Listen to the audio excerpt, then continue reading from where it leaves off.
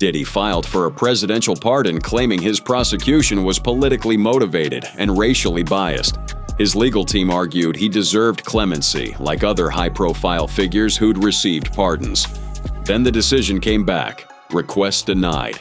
Now leaked footage shows Diddy's reaction behind bars, and what he does next is absolutely insane. October 2025, behind bars at FCI Fort Dix in New Jersey, Sean Diddy Combs put pen to paper.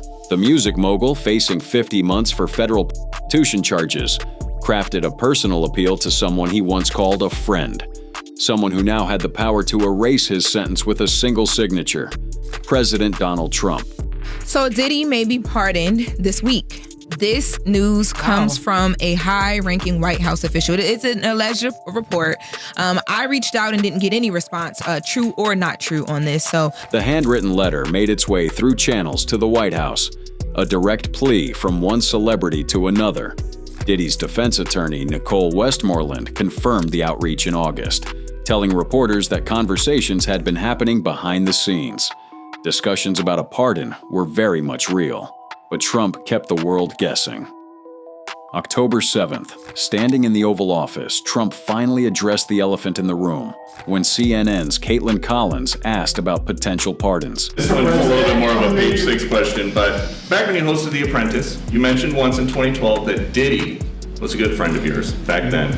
He has since found himself in some very serious legal trouble. It was the first time Trump publicly acknowledged that Combs had reached out, and Trump's response revealed something crucial about his thought process. Well, nobody's asked. You had to be the one to ask, Peter, but nobody's asked. But I know people are thinking about it. I know they're thinking about it. I think some people have been very close to asking. Trump admitted he hadn't been following the case closely, but what he did remember vividly was how things had changed between them. You know, Puff Daddy, I'm an entertainer. I entertain people no matter what time of day, you know, whether you like it or not. I go all day, all night. There was a time when Trump and Diddy moved in the same circles. New York City elites, celebrity social scenes. The 1998 Mercedes-Benz Polo Challenge in Bridgehampton captured them together, all smiles. Trump once called Diddy a friend during his Apprentice days. They got along great. It takes a tough guy. Hey, it takes the brains and it takes the this. Yeah. But it also takes a toughness. Yeah, I go to bed like 4 o'clock. Well, I really like you. And I would tell you if I didn't. And by the way, I think at a certain point, everyone will. Back then, they understood each other. Two moguls who knew how to play the game. Trump praised Diddy's hustle, his success, his toughness. He used to really like me a lot, but I think when I ran for politics, that relationship busted up from what I read. I don't know, he didn't tell me that, but I'd read some little bit nasty statements in the paper all of a sudden, you know. But that was before politics changed everything. When Trump announced his presidential run in 2015, Diddy turned hostile. The entertainer made public statements calling for Trump to be banished. "White men like Trump need to be removed," Diddy said during the campaign. "Get Trump out." The friendship dissolved. By 2020, Diddy was actively campaigning against Trump, endorsing Joe Biden and making what Trump called very nasty things and really bad things in public statements. The bridge wasn't just burned, it was obliterated. Fast forward to May 2025, and Trump seemed to leave the door slightly open. Speaking on Newsmax, he talked about looking at the facts, about being fair regardless of who liked him or didn't. It's different. You become a much different person when you run for politics and you do what's right. I could do other things, and I'm sure he'd like me, and I'm sure other people would like me, but it wouldn't be as good for our country. As we said, our country's doing really well because of what we're doing. It sounded promising, but August brought a different tone entirely. Well, he was essentially, I guess, sort of half innocent. Yes. I don't know what they do. He's still in jail or something. But, you know, I was very friendly with him. I got along with him great. And seemed like a nice guy. I didn't know him well. Trump's language shifted. Essentially half innocent. Sort of. He remembered the good times, but he couldn't forget the betrayal. You know, I was very friendly with him. I got along with him great. And seemed like a nice guy. I didn't know him well. But when I ran for office, he was very hostile. He said some not so nice things about you, sir. Yeah, and it's hard. And there it was. The real reason Trump wasn't hiding behind political reasoning or legal technicalities. He was admitting openly that Diddy's past criticism made a pardon nearly impossible. You know, like you, we're human beings. Right. And we don't like to have things cloud our judgment, right? But when you knew someone and you were fine, and then you run for office and he Personal grievances were driving presidential decisions. made some terrible statements. So I don't know, it's more difficult. It makes it more, I'm being honest, it makes it more difficult to do. But more likely a no for Combs, I would say like. so. Okay. Even the podcast host couldn't believe how personal it was. January 2026. During that 2-hour interview with the New York Times, Trump brought up the letter again. He confirmed Diddy had asked for a pardon through a handwritten note. Then he teased reporters with an offer. Oh, would you like to see that letter? He never produced it. White House officials, when asked, referred back to Trump's comments. No documentation, no copy, no description of what Diddy wrote. The contents remain a complete mystery. What did Diddy say in that letter? Did he mention his 7 children who needed their father, his elderly mother? Did he apologize for the criticism? Did he plead for mercy based on the split verdict, where he was acquitted of the most serious charges? We'll probably never know. What we do know is this: Trump's answer was final, not considering it. Flat rejection, no clemency coming, door closed, no chance. The irony wasn't lost on anyone. Trump had pardoned other hip-hop figures during his presidency. Lil Wayne received clemency for gun charges. Kodak Black walked free. NBA YoungBoy got relief. Even Death Row Records co-founder Harry O. Thomas and Larry Hoover received consideration. But not Diddy. The difference: loyalty. Those who stayed quiet or showed respect got help. Those who publicly criticized Trump, who made terrible statements during his political rise, found themselves on a different list entirely. A list that also included Venezuelan leader Nicolas Maduro, former Senator Robert Menendez, and crypto kingpin Sam Bankman-Fried. There's sources saying that even when all that back and forth was happening, there were really conversations going on. And the day after Diddy was sentenced, the conversation started again. And that was the same week that Trump, remember that clip of him went viral when he said that Diddy just asked for a pardon? Yeah. Behind the scenes, Diddy's team had been working multiple angles. Even as the pardon request circulated, his attorneys filed notice of appeal. Alexandra Shapiro, one of the best appellate attorneys in the game, took on the case.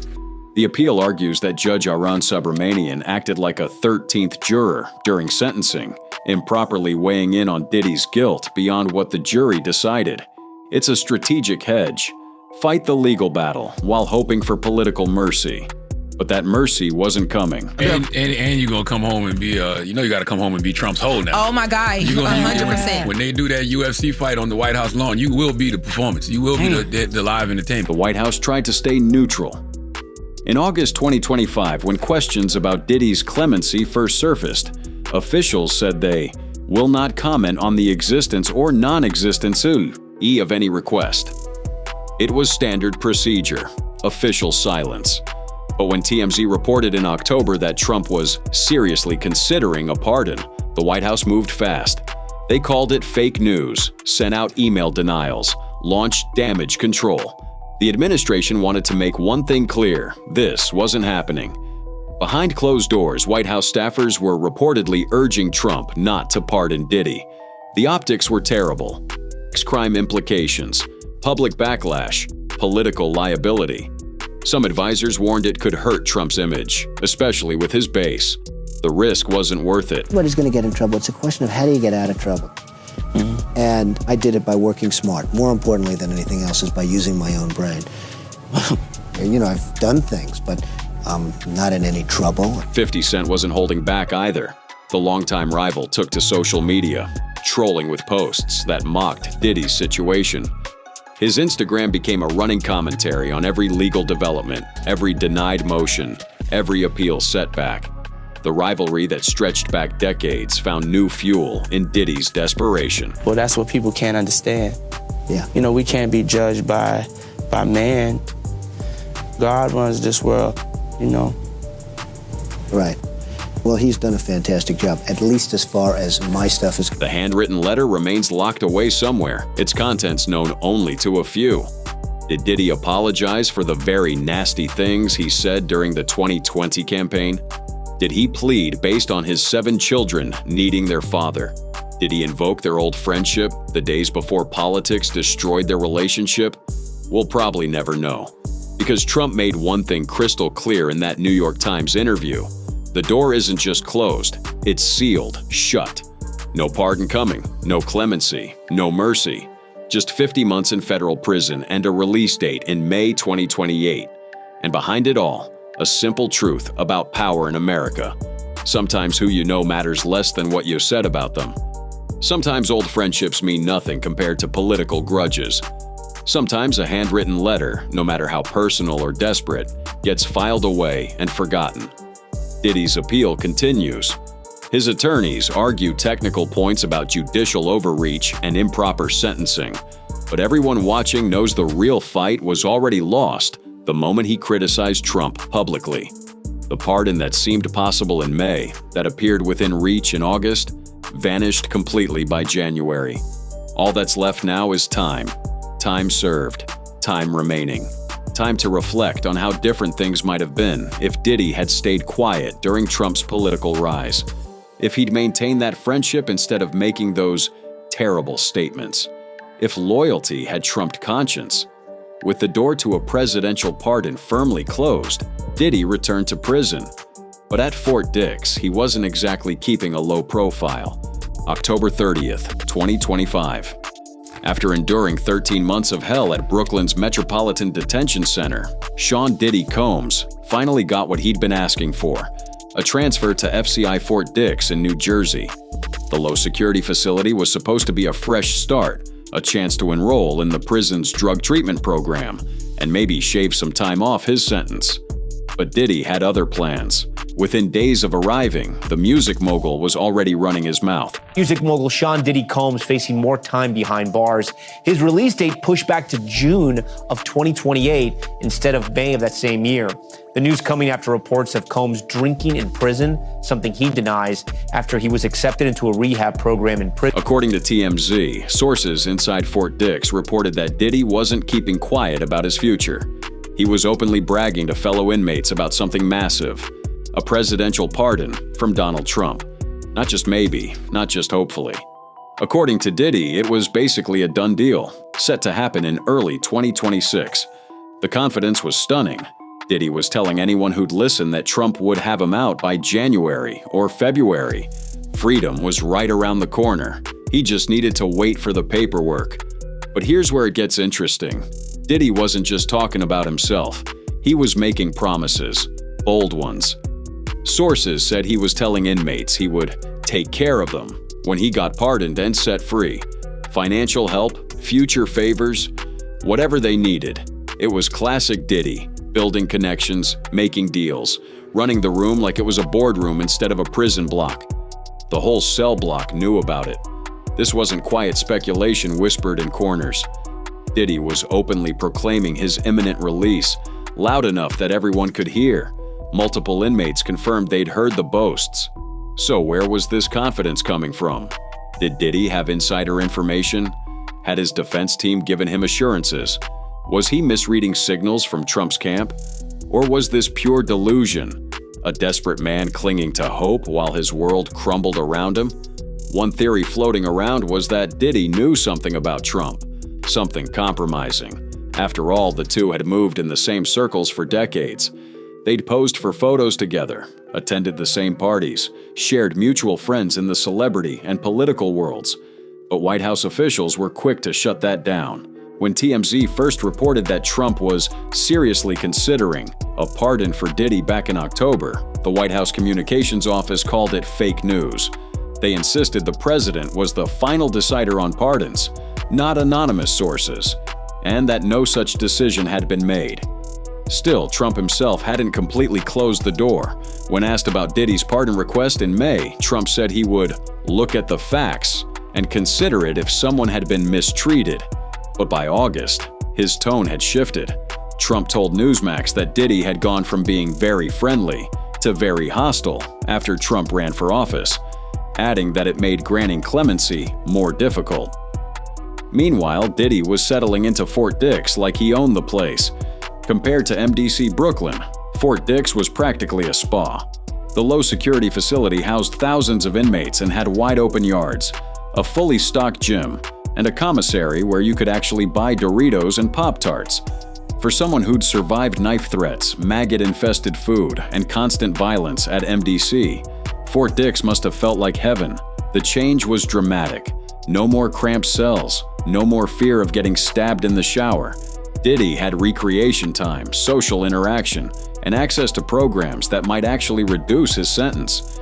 He even started teaching business classes to other inmates, positioning himself as a mentor and leader behind bars. Sure. So Combs' representative, Judah Engelmeyer, telling me by phone earlier today, Tom, that yes, a three-way call was made between one of Combs' lawyers, who did bring in another person on that call with Combs while he has been at Fort Dix. But that comfort might have been his downfall.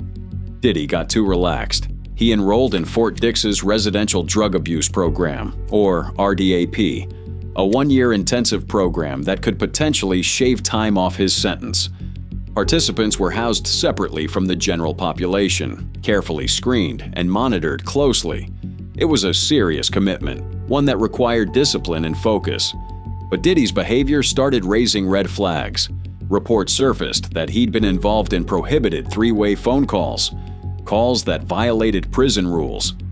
His representative confirmed the technical violation, but insisted there was nothing improper about it, blaming it on a lawyer's error. He said that Combs was not drinking and that, in fact, he's been admitted into this very specialized rehab program that Fort Dix offers is actually going to potentially lower his sentence. Yeah. He could be released earlier because of that. Then came the drinking allegations. Sources claimed Diddy had been drinking fermented Fanta in prison, a serious violation under Bureau of Prisons rules. His camp denied it, doubling down that Diddy had been sober since arriving at MDC Brooklyn and had enrolled in RDAP specifically to continue that sobriety. Drinking in a BOP facility is as serious as committing murder in a BOP facility. Is it really? Yeah, as of 2020, the BOP changed the rules and reclassified drinking as one of the most severe charges in custody. So this is really serious if he actually did it. Legal expert Sarah Azari didn't mince words about how serious the drinking allegation was. She explained that drinking in a Bureau of Prisons facility is classified as severely as committing murder under the new rules. The comparison was shocking but accurate. Substance abuse violations carried massive weight in federal prison. Whether the allegations we read true or not, the consequences hit hard. Diddy's original release date had been May 8, 2028. With good behavior and credit for the 13 months he'd already served at MDC, he was looking at around 2 years left. But in November 2025, that date got pushed back to June 4th, 2028, nearly a month added to his sentence. The fermented Fanta incident, whether real or rumored, had cost him. Federal prosecutors were watching closely. Diddy's communications were being tracked, his activities monitored. There were concerns about witness tampering, about him using his connections and influence to interfere with the legal process. Any misstep could lead to additional charges. Sean Combs' legal team is requesting that he serve his 4-year, 2-month sentence at Federal Correctional Institution Fort Dix in New Jersey, citing its drug treatment program. And Diddy wasn't the only celebrity at Fort Dix pinning his hopes on a Trump pardon. Actor Danny Masterson, convicted on charges, was also reportedly watching Trump's pardon decisions closely, hoping for his own miracle. The two men represented a growing club of desperate celebrities betting everything on Trump's clemency. He was sentenced Friday for transporting people across state lines for sexual encounters. The jurors were deadlocked on sex trafficking and racketeering charges. President Donald Trump revealed that Combs has requested a pardon, but did not indicate whether he would consider it. But the reality check was brutal. Despite Diddy's bragging, despite the rumors and speculation, the White House continued to deny any concrete plans for a pardon. Trump's own staff was reportedly urging him not to do it, warning about the political fallout. And while Trump had pardoned rappers before, Kodak Black, Lil Wayne, NBA YoungBoy, Diddy's situation was different. During his criminal trial, Diddy had been very vocal about becoming sober while at MDC Brooklyn. He'd publicly committed to sobriety, framing it as part of his transformation. Now those statements were coming back to haunt him as the drinking allegations circulated. He's very vocal about the fact that he had become sober while at Brooklyn's Metropolitan Detention Center. He talked about how much this had changed his life and how he wanted to go and do better for his family. So what was Diddy really thinking? Why was he so confident when everything pointed to the opposite? Some prison insiders speculated that Diddy genuinely believed Trump owed him one, that their past friendship, their shared history, meant something. Others thought Diddy was just desperate, clinging to any hope that might get him out early. A few even wondered if Diddy's confidence was strategic, a way to maintain power and influence among the inmates by presenting himself as untouchable. Here's the thing, though. He was white-knuckling. I mean, he intended not to drink. He intended to do better, but he never was in a program. This is his first shot at actually getting rehabilitation. Well, legal experts offered another theory. Sarah Azari suggested that Diddy might think he has a really good shot at overturning his conviction on appeal, which could explain why he felt comfortable enough to potentially break prison rules. If he believed freedom was coming one way or another, maybe the rules didn't seem to matter as much. His legal team has filed appeals, with proceedings expected to kick off in spring 2026. They're moving fast, pushing for an expedited schedule. Maybe that's where some of Diddy's confidence comes from. Belief that his conviction will get overturned, that Trump will step in, that somehow the whole nightmare ends soon. But the most likely explanation was simpler. Diddy was in denial. After spending over a year behind bars, enduring unimaginable conditions at MDC Brooklyn, and now facing several more years at Fort Dix, the psychological weight was crushing. Telling himself and everyone around him that a pardon was coming might have been the only way to survive mentally. For now, he's at Fort Dix, enrolled in RDAP, with a release date of June 2028. Unless Trump decides otherwise, unless the appeals work, unless something changes. Until then, all we have are the whispers from inside, of a mogul making promises, bragging about pardons, and betting everything on a political miracle that may never come. All the boasting, all the hope for a pardon. It didn't go unnoticed. And for 50 Cent, it was the perfect opening to strike. For decades, 50 Cent and Diddy circled each other like boxers waiting for the final round. The beef, the trolling, the constant warfare. But January 2026 delivered what 50 had been working toward all along. The ultimate confirmation that his enemy would stay exactly where he wanted him. Well, nobody's asked. You had to be the one to ask, Peter, but nobody's asked. But I know people are thinking about it. I know they're thinking about it. I think people have been very close to asking. First of all, I'd look at what's happening. That moment in the Oval Office set everything in motion. Trump, the man who'd pardoned everyone from Todd Chrisley to NBA YoungBoy, was publicly asked about Diddy. And while he didn't slam the door completely, he didn't exactly leave it open either. 50 Cent saw the headlines and immediately went to work. So obviously, Trump signaled last week that he was asked about it. He was asked about it, and he said he's open to pardoning Diddy. He's going to review the case when it's concluded, and if he thinks it's been unfair on Diddy, he's open to pardoning the guy. The Instagram campaign that followed was relentless. Daily mockery, baby oil jokes, prison photos with captions like, "He look happy," and "with handsome men." But this wasn't just trolling anymore. This was strategic warfare. November 4th, 2025. Reports hit the internet claiming Diddy was bragging about getting pardoned. 50's response came within minutes. No, he not. Pardoning you. You said nasty things. Stop crying, punk. The warning had been issued back in June. Trump was reportedly considering a pardon, and 50 made his mission statement crystal clear on Instagram. I'm gonna reach out so he knows how I feel about this guy. No ambiguity, no mercy. Trump hates the justice system, obviously. And he loves celebrity. And he loves celebrities. And I mean, you're seeing what he's doing with these pardons. It's like he pardoned the Chrisleys. May 30th, 2025, 50 posted something that would prove crucial. A screenshot of Diddy's old comments about Trump. Diddy said really bad things about Trump. It's not okay. The post was deleted, but screenshots live forever. 50 had his receipts, and he wasn't afraid to use them. According to 50, he personally reached out to Trump, showed him the clips, reminded him what Diddy had said about him back in 2020, and Trump, according to 50, was surprised to learn the details. Very nasty things. 50 claimed Trump said after seeing the evidence. Whether 50 influenced the decision or just claimed credit doesn't really matter. What matters is what came next.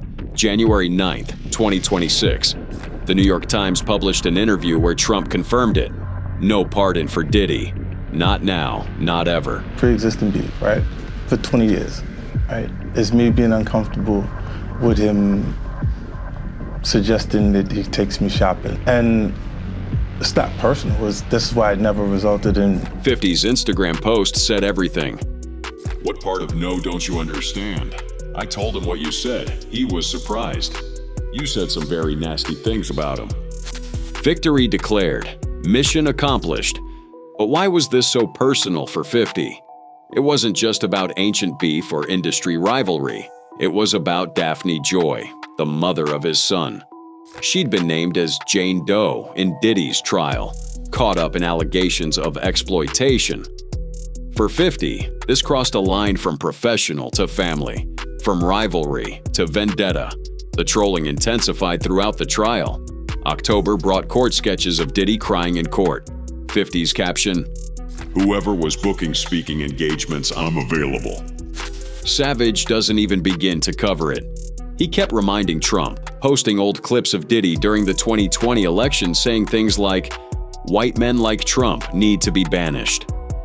Evidence compiled, receipts provided, case built brick by brick. Now, rapper 50 Cent sidestepped his own past critiques of Trump and posted to Instagram about how he would personally make sure Diddy doesn't get any favors from the president. And the strategy worked because 50 understood something fundamental about Trump. As he put it on Instagram, Donald doesn't take well to disrespect, doesn't forget who chooses to go against him. Loyalty matters. Grudges are permanent. The political reality backed this up. Trump's pardon pattern was clear. Friends only, loyalty required. January 6th, participants got pardons.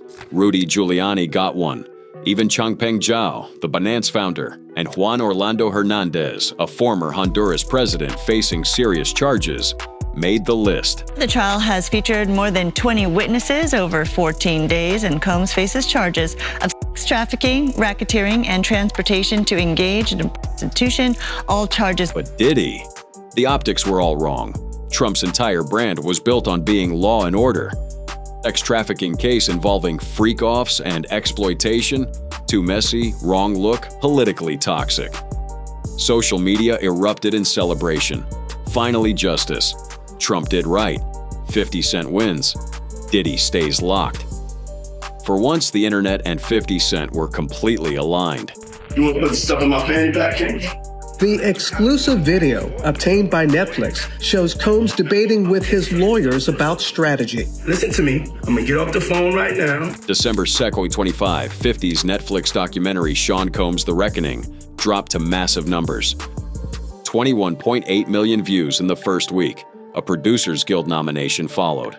The 4-part series pulled no punches, featuring exclusive footage of Diddy in the days before his arrest.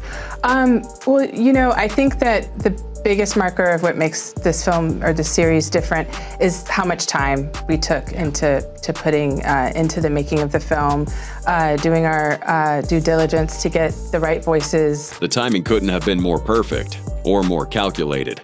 While Diddy sat in federal prison begging for a pardon, 50 was collecting awards and views for exposing his downfall. Emmy-winning director Alexandria Stapleton spent months gathering exclusive interviews with Bad Boy Entertainment co-founder Kirk Burrows, former artists like Aubrey O'Day and Mark Curry, and even jurors from Diddy's federal case. These were people who'd never told their stories publicly, finally ready to speak. But Diddy's legal team wasn't done fighting. December 23, 2025, they filed an 84-page appeal to the Second Circuit Court. Lead attorney Alexandra Shapiro argued that Judge Aran Subramanian had overstepped, acting like a 13th juror by qualifying Diddy's relationships as coercive and exploitative, effectively Trumpy. The jury's verdict, they claimed his sentence, 3 times longer than recommended, was illegal. The appeal hearing is scheduled for April 2026. Diddy's team is seeking either acquittal or a vacated conviction. If neither happens, he's looking at a possible release date of May 2028. During sentencing, Judge Subramanian made his position clear. He called for a substantial sentence to send a message to abusers and victims about exploitation and violence against women and the need for real accountability. So here's where Diddy stands now. No pardon coming. Appeal scheduled for April. Possible release in May 2028 if nothing changes. And 50 Cent trolling him daily, reminding him of his humiliation, celebrating every legal setback like it's a personal championship. The ultimate irony is almost poetic. Diddy once stood as one of the most powerful figures in music, an industry kingmaker who could make or break careers with a phone call. Now he's powerless, begging for mercy from an old acquaintance who he once publicly criticized. A man who, according to 50, he betrayed by turning on him politically. And standing in the background, orchestrating the final betrayal, is 50 Cent, laughing, posting, and making sure the man who once ruled the industry stays exactly where he is. Behind bars, with no favors coming, no pardon on the horizon, and no escape from the consequences.